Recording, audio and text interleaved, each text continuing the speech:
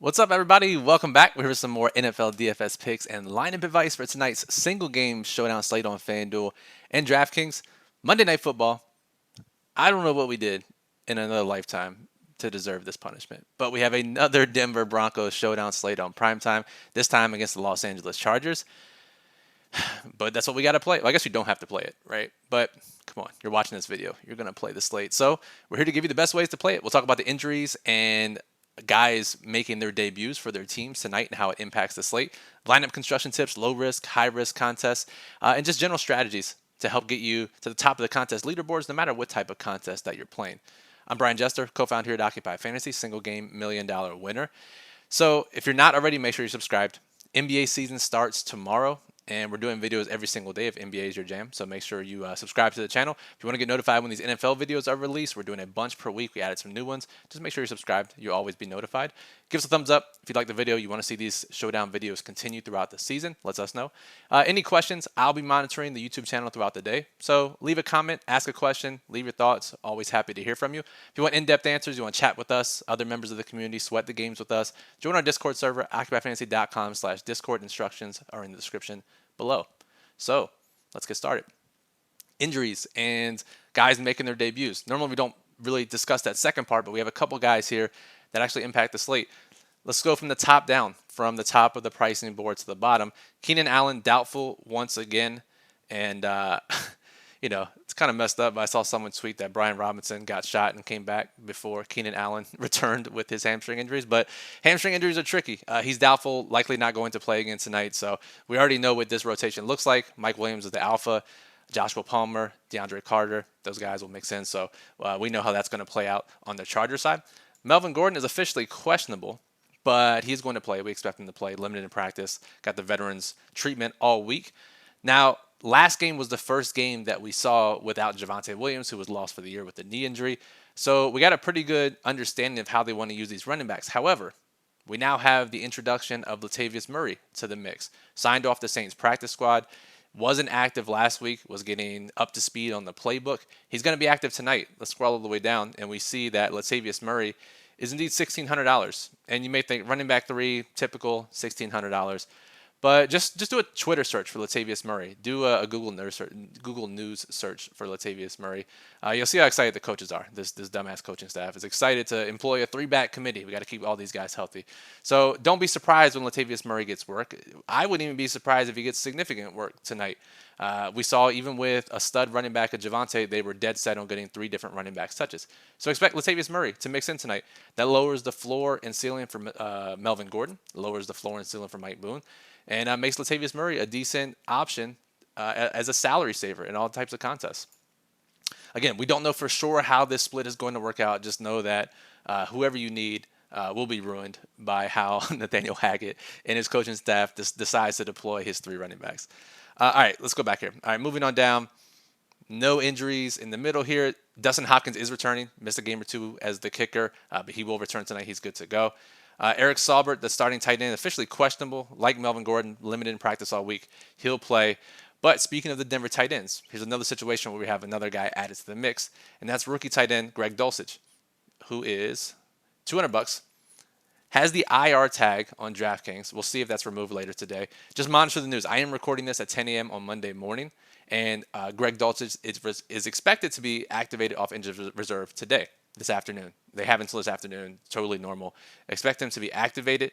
If you followed preseason, if you followed the draft, you know that they were extremely excited about this guy. Lots of buzz around him through training camp. Got hurt.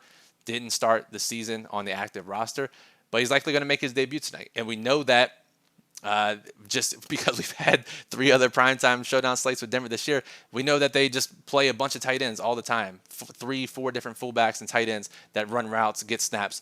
And Dulcich is going to mix into that tonight. And he's $200. And I expect him to be relatively popular given the buzz, given his cheap price, and given how they use tight ends. So we'll talk about this for different contest types, but expect Dulcich to be one of the more popular punts down there. Lowers the ceiling and floor for guys like Albert O, guys like Eric Saubert, and we'll see if Eric Tomlinson is active or one of these other guys. Maybe Albert O is inactive. Let's monitor inactives tonight, 6:45 Eastern, just to make sure we have all the guys in our lineups that are going to be playing. And I think that's it as far as injuries,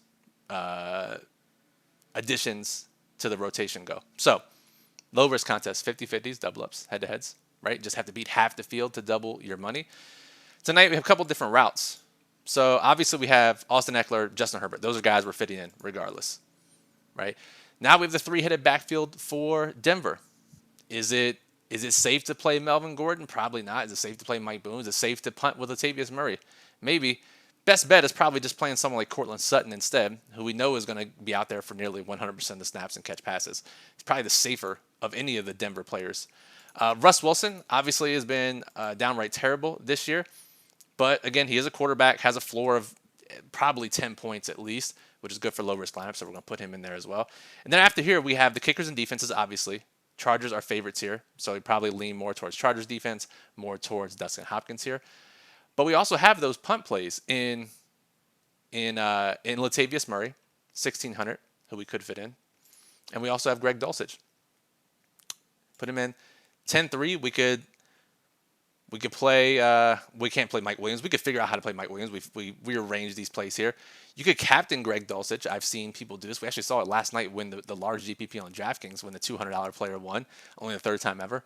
But that can help you fit in 5 studs if there's some kind of report out there that he's going to be the main guy at tight end.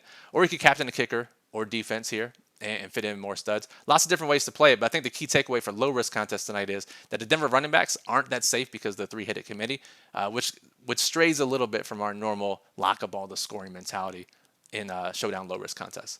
FanDuel, let's take a look. Herbert, Eckler, Russ, 62.50 per player, which means 3 punts, right? But if Saubert is min price, 5K, he's the starting tight end. Dulcich is min price, he's 5K. If we just put in Dulcich, let's just see what this looks like. 7,500. You do have Mike Boone, Joshua Kelly, DeAndre Carter, Hamler. You have guys that play. So you could do the 3 core guys and punt the last 2 positions. That's possible. Generally doesn't work out that well in FanDuel low-risk contests. So you probably have to fade one of these. The field, if any, is going to fade Russ Wilson, I imagine. So that allows you to play whether it's Sutton or multiple kickers. That's probably the route you want to go, unless you feel really good about the double punt situation. But it's up to you. Those are the 2 routes to go tonight in FanDuel low-risk contests. Now, for high-risk contests, a couple different ways we can go here. So we have a bunch of punts that are going to play. Let's go back to DraftKings. This applies to FanDuel as well. We expect Justin Herbert, Austin Eckler on FanDuel to be the most popular MVPs. In fact, let's stay on FanDuel for 1 second.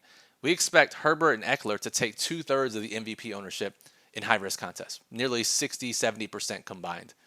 So 2 ways you play it. You go heavy on those guys, and you play these multitude of punts at various exposures, right? So you have the tight ends, you have the backup receivers, running backs.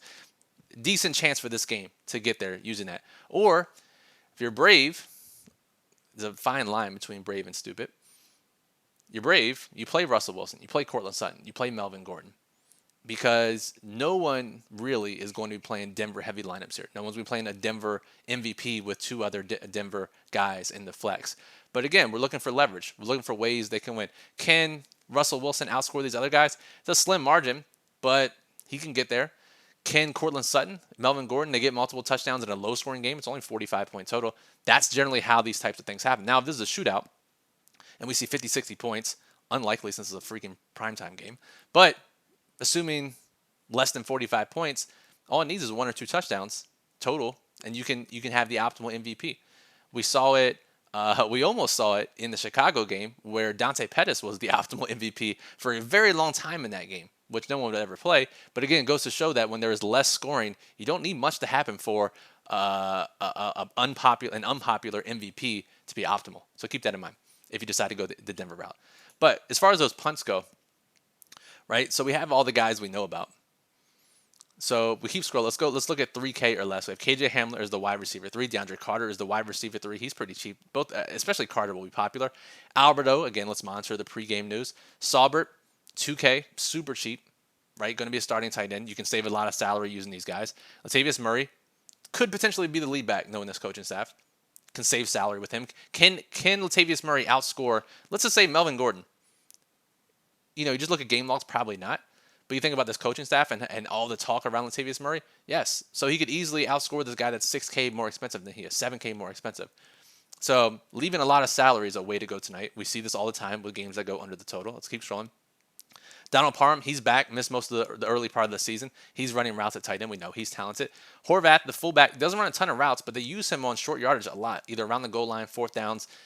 He'll get a touch tonight and could be optimal at $600. Montreal Washington, kick returner. They want to use him on end arounds and trick plays. Keep that in mind. Michael Bandy, if he's called up by the 4 p.m. deadline, he'll be the fourth wide receiver. We'll get action in case someone is hurt in the top 3. All these other guys, right? And then we have the tight ends. We mentioned Trey McKitty's going to be the tight end 3. He might be semi-popular.